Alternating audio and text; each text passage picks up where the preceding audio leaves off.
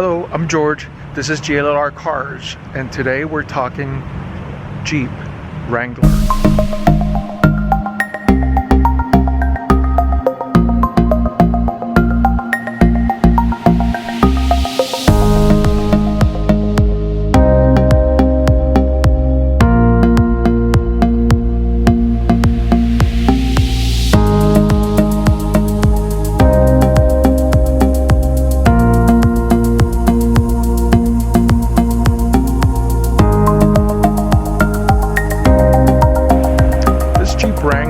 Is the 2019 Jeep Wrangler Unlimited Sports Edition.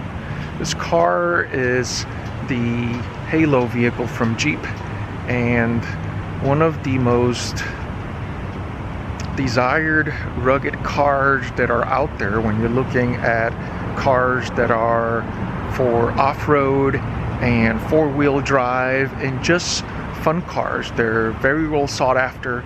They are cars that hold their value in the secondary market because of that. And why is that? If we ask ourselves, why is it that Jeep has a product that is so successful? And it's a very historic product. It goes back from the years around World War II when they were using Jeeps back when, and how it has evolved to the rugged vehicle that makes the Jeep Wrangler today. So let's start by talking about just the outside looks of the Jeep Wrangler.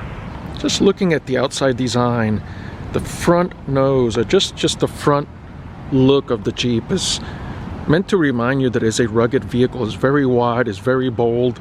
The very well-known vertical bars that are the signature mark of Jeep goes way back to, like I mentioned before, the years around World War II when they had them, and they had that design. And to this day, if you see two round circles and vertical bars, that is the symbol for Jeep. It is unmistakable for anyone who knows about cars. That's what you get. It's got the fog lights, and then it's got hooks in the front. You can put a winch if you want to. That's an option. The doors are very squared off and is bigger in the front door than the one in the rear because of the wheel well. But these are detachable doors. In fact, let me back up for a minute. Unlike many other cars where the hood opens from the inside of the car, here on the case of the Jeep Wrangler, or many of these Jeeps like the Sahara Sport and a few others, they have these latches that on both sides allow you to just basically come up and remove the latch on either side. There is a safety latch in the center in case this were to come undone if you didn't do it right, and you feel like the hood is going to slam into the windshield, or that's the security, is by having the one in the middle there, so you can open the hood that way. The windshield wiper washers are very big and in the center and in your face, and you can see it. Big hinges here on the top. So make no mistake that this is not meant to look like a refined car. It's meant to remind you that it's very rugged. Big hinges on the doors as well, or both in the front and passenger doors. The door handles are very big and very bold. The fenders around the wheels are very big, and it's supposed to have a lot of ground clearance from if you're going off-road and you need to be able to go over rocks, potholes, very steep hills. It's meant to do that. Over here in the back, I guess it's a signature spare tire that they put and is visible here. It's not a bad place to put it, and the reason why it's better there than under the car is because it will reduce the ground clearance if you put it down there. So by bringing it up here, yes, it's visible, and you would think that it may block your visibility as a driver, but we'll talk a little bit about that, the visibility from the inside and the driving experience. But it does feel fairly low to the rear windshield, so I would probably guess about a third of the way up. Something that's interesting is the way in which this opens. It doesn't have the lift up. It has a side that opens that only exposes one half of the rear hatch, and the other one is just a glass that you lift up to expose the back. So the back is very Standard, I guess not a whole lot to show here. From the perspective of cargo capacity, is average for a car of this size. Have some junk here, but not too bad. Again, it's a little bit awkward how you have to close the glass or just lay it down. There really is no locking mechanism here. It just lowers here. The thing that holds it in place is this rear little door here. Once you slam it closed, then you can't really get to the glass there. But that's how it works. It's got the big hook there in the back and big visible squared off rear tail lights, big hinges there as well. So again, considering the theme in which it has, this rear panel here is it matches the color. They have one that is painted the exact same color as the Jeep. Some others, if you have something that is not black, you can see that it is an option to match the paint of the Jeep, or to get the one that is just this color regardless of the color of the Jeep. The mirrors, the side mirrors, are actually squared off and quite big, almost the size of a truck. So very good in that regard. The key fob that it comes with is a fairly large key fob, and it has the customary lock and unlock and horn buttons, but it does have the button here that allows you to retract the normal key. It is a transponder, so as such you can just do press start. The door, just to show you here, the door does not have a lock or unlock feature that some cars will have, so there is no way to, with the transponder, to lock or unlock the door here. So you do have to do push button on the key to be able to start, or not to stop, to be able to lock or unlock the car. Same thing goes with the manual controls on the seats. So this is to raise the seat. It's like a crank up and down, lumbar support, and there is a bar here to move the seat forward and back. My first impression by looking at this is the seat does not go a whole lot back. And I'm 5'10", so I imagine someone that is taller may be a little bit uncomfortable not being able to stretch their legs in a car like this. The doors are, there's a lot of hard plastic materials here, and I would not expect this to have some refined materials, because the theme is for this car to be rugged. And furthermore, it is supposed to be able to sustain the elements. So if it's raining, if it's muddy and you get in, it is supposed to last because of that. Looking now, getting inside, by the way, just to get inside with no step bar, the height of the side is about my knee height. And again, I said I'm 5'10", so just to get in, you just need to just move, just lean over that. So looking at the inside, you're reminded by how rugged everything, every material and every feature is. Big handles on the A pillars, on the B pillars, latches to remove the roof. There's even grab handles on the driver's side, the big grab handle here in the middle. And it is interesting that when you're in it and you're surrounded by it, you're reminded by how much this theme goes on. The AC vents are the nice type that rotate 360 degrees, so you can point it in every direction. Infotainment is not the upgraded Uconnect, so this has very basic controls. The power window controls are in the middle.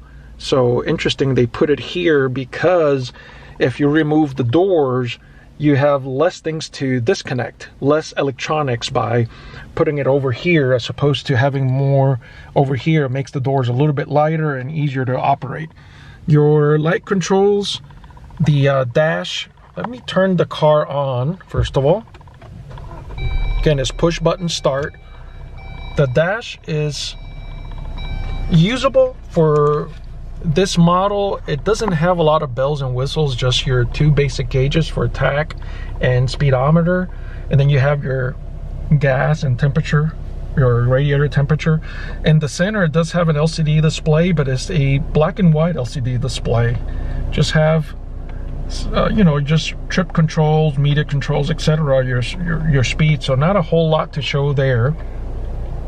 The Infotainment, like I mentioned before, not a whole lot to show there either. In terms of cubby space, it does have a glove compartment that is not particularly big, but it does go fairly deep. It does have 2 cup holders. I wouldn't expect any less than that. It does have here on the center console a smaller pocket with the upper latch and a deeper pocket with the lower latch. The position of this armrest is quite perfect. So if I put my elbow right in the corner of it, I can reach the 3 o'clock position if I'm driving, and that's one of those things that I'm very particular about. Another thing that I like that Jeep does is the controls for stations, volume. So the volume controls, the knob to changing the different stations, and the same thing that I talked about in a previous video on the other side. The stocks for windshield wipers, lights and such. So very basic, but very useful. This car being an automatic, it does have a shifter that looks like a manual gear shifter with a picture of a Jeep there in the middle, if you can see it. So a very nice touch there. And the 4-wheel drive for both high and low. So right now it's set up in 2, but you can do that. Here's the media connector. So it does have regular USB, USB-C auxiliary, and over here it does have the 12-volt connector. It does have automatic start and stop, and you can disable it there. Your traction control, and this is a feature that Jeep has when you're, let's say, going down a descent and you want to maintain the speed at a certain control. You can basically press this button and it'll do what they call a hill descent control. And if I were driving this Jeep off-road and I needed to test this, this would be a feature that will be very important if you want to be safe and you don't want to drive at a high speed and the car's going downhill and you want to keep it controlled. This is a very good feature for that. So inside, it basically meets all the requirements for a rugged vehicle. If you don't expect something that is high-end and very luxurious, you just want something rugged, this is the car for you. Stepping into the back seat, I have the chair in the front all the way back. In fact, it's as far back as it goes. And if I sit here, it does give me a little bit of clearance here. It does give me about, I would say about 3 inches. Not a whole lot, but at least it's not bumping, my knees are not bumping into the back of that chair. So in the back, it does have air conditioning controls that they pop up here. It does have the window controls for left and right on the rear passenger, and it does have a couple of cup holders way down on the floor. I usually don't like the position of those cup holders way down there, but overall the position for a passenger in the back seat is not too bad. It is about as what I would expect in a compact truck. The amount of headspace is surprisingly good, and that is because the pillar that separates the front and the back uses up a little bit of space here in the middle, but then you get another 4 or 5 inches of space back here on this ceiling, which by the way has a removable piece that you can take off, but very functional. Over here in the center for the passenger side, it does have a headrest that can pull up and allows a passenger to have headrest support. I'm trying to do this with one hand, but yep, you can do that. There is no concept of a what I like to have like a center arm support. This Jeep doesn't have that feature. It does allow you to do a 60-40 split, so it does split here if you need to fold this up, and very generous headrest support for the passengers on the 2 sides of it. First impressions, when I accelerate, the acceleration is better than I expected. This is not known to have a very powerful engine. In fact, Jeep many times gets criticized because it could use an engine that has more punch. Yet I find this surprisingly drivable. I didn't expect that this engine would have a little bit of punch to it, but it does have punch, and it is more than adequate. It's enjoyable, not something that you would expect that would not be enjoyable. So I really like the amount of punch that the engine has, and maybe if it had a little more punch it would be better. Sure, any car can use that, but really can't criticize Jeep for the amount of power that they put on the engine. So that's the first thing that comes to mind. The second thing that comes to mind is the turning. When you turn the wheel, the car is very responsive. Even if you turn just a little bit, here I'm doing a U-turn, and I do a U-turn in a very small radius. I used only 2 lanes on a 6-lane highway. I used only 2 lanes to make a U-turn from the turning lane. So very small radius and a little bit punchy. I didn't think I would say this, but it's got some punch, the engine. When it comes to the ride does feel a little bit jumpy. I wouldn't expect the ride to be particularly good because this is a 4-wheel drive vehicle that is meant to be for the off-road. It is primarily an off-road vehicle, so don't expect the ride to be on par with those of other cars. It is a little bit stiff, the vehicle, because it's heavy. It feels a little bit stiff, which is not a bad thing. And if you know that, or if you're buying this car because you like the off-road capabilities and you like the look of the Jeep, you won't be disappointed. What you should not expect is a very soft, smooth ride, because that's not what this car is intended for. The need to have that ruggedness also translates into a dashboard that is fairly simple, it's very small, it's very close to the wheel, and it's very squared off. The media controls are simple, at least on this version.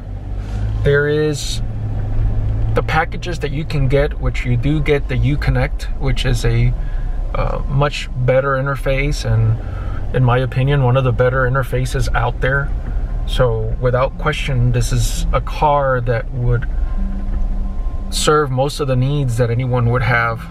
Some things to point out are certain things that are the result of having removable doors and removable ceiling. So because the roof can be removed, there's all kinds of latches and levers up on the top. So you're reminded by the fact that these are like Lego pieces that can come off. The other thing to point out is because the doors are removable, they put the controls for the window, for the power windows, over in the center console. So if you look right here, right there in the center, those are the controls for the windows, and that is to be able to not have maybe too many wires or too many things that could potentially need to be disconnected when you're removing the windows, or not the windows, removing the doors of the car. So you can remove the ceiling, actually both sides. There's 2 different panels over in the back, and then you have that center pillar there, and then you have the ones in the front, which are almost like T-tops, 2 of them there, and then you have the doors themselves. So you can completely turn it into an open vehicle if you want. And the car reminds you of that. Everything is rugged. The materials that the seats are made of is a material that is supposed to be able to be washed down with a hose, and this is not a material that is made out of leather. It's a fabric type material. So whichever way they do it, it's supposed to get the job done. And all of the compartments, such as the 12-volt compartment, the Right now I have my phone connected, but this is the media compartment. They all closable, so if it rains and your vehicle is open, even how they seal the this infotainment system so that the water doesn't get in, they do it in such a way that if it rains and your vehicle is open, it is supposed to be able to handle that. So those are some very good points that Jeep has done to make this car very, very rugged. Another thing to point out is we're used to on many other cars where the distance from the beginning of the dashboard all the way up to the front glass is very deep. Well, on the Jeep, that distance is really short. It's something like 5 to 6 inches between the edge of the dash and the front glass. So your hands on the wheel are very close to the actual front windshield, and you feel like you are sitting forward very close to the windshield.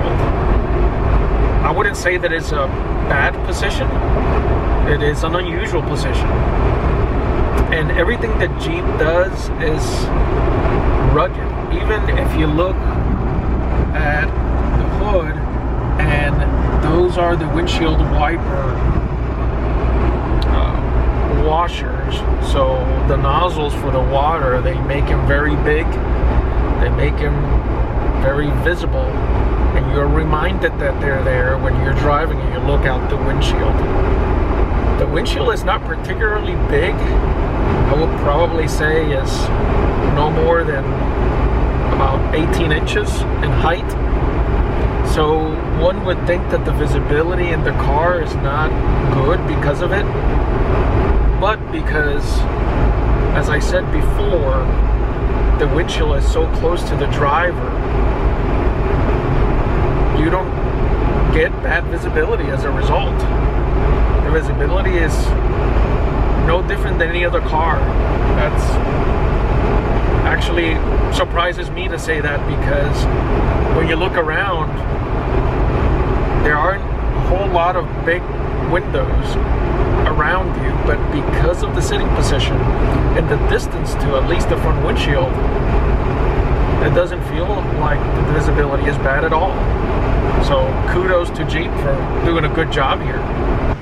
Jeeps have been around a very long time. They are in the category of what I call fun vehicles. You know, people that enjoy driving a car that is different than the ordinary. For those who've never driven a Jeep or have had a fun vehicle like a fine two-door sports car or a Jeep in that matter, it goes under that category. It's unusual in that it's very rugged, and it's meant to be rugged. It makes no excuses for being rugged, and it carries a history that dates back to World War II, when the first Jeeps were being used by the military to carry soldiers around, and the company became very well known for making those rugged vehicles. There is no Jeep Wrangler such as this that does not come with a four-wheel drive capability. There is no two-wheel drive Jeep Wrangler. And make no mistake, it is meant to be off-road. It is meant to be out on the dirt. It's a car that feels much better in that environment. Many people who buy it, by the way, don't use it for that purpose. Interestingly enough, they buy it because it is unusual, because it's very rugged, and because it drives differently. As we looked at that driving experience, how stiff it is, how rugged it is, the stiffness of the weight, and the fact that it's a little bit punchy, which was a bit surprising, is part of the reason why I understand now why many folks like it. The Jeep Wrangler is a very sought after car. It's a car that has enjoyed much success because there are very few competitors in this segment.